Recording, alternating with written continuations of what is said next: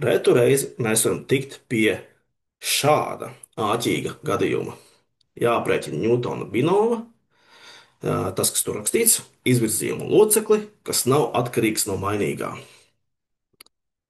Un, jā, ko tas nozīmē? Vai mums jāizrēķina drošības pēc visa, lai mēs zinātu? Nē, mēs esam matemātiķi. Mēs varam vienkārši iedomāties, ka ir kaut kāds gadījums kā. Tas nozīmē, ka kupsakna no x plus n mīnus kā tā pakāpe, un viens līdz ar x būs kā tajā pakāpē. N, mēs jau zinām, ir 16 iekas. Labi, tad nu skatāmies. Tas būs C, 16 un kaut kas, ko mēs nezinām. Mēs varam pārtaisīt kupsakni no x pakāpē 1/3. P16 mīnus x mīnus k un k, un šo mēs varam pārtaisīt negatīvajā pakāpē mīnus k.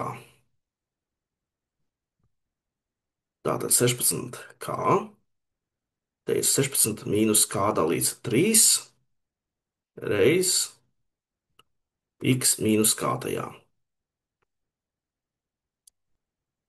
Un mēs, izmantojot pakāpju īpašības, varam apvienot uz vienas pakāpes.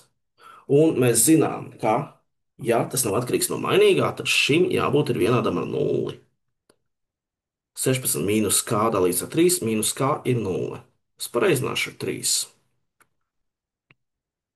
Īstenībā pareizināšu šeit, lai es saucējs.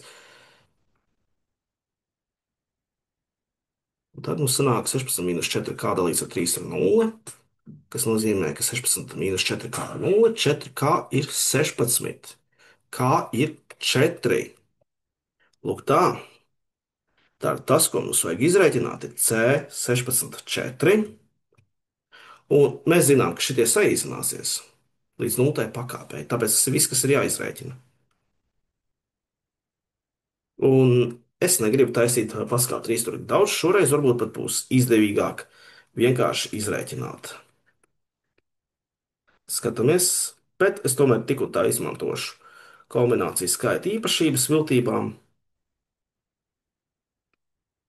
Vismaz tik tālu, ka es zinu, ka jāizdala ar 12 faktoriālu.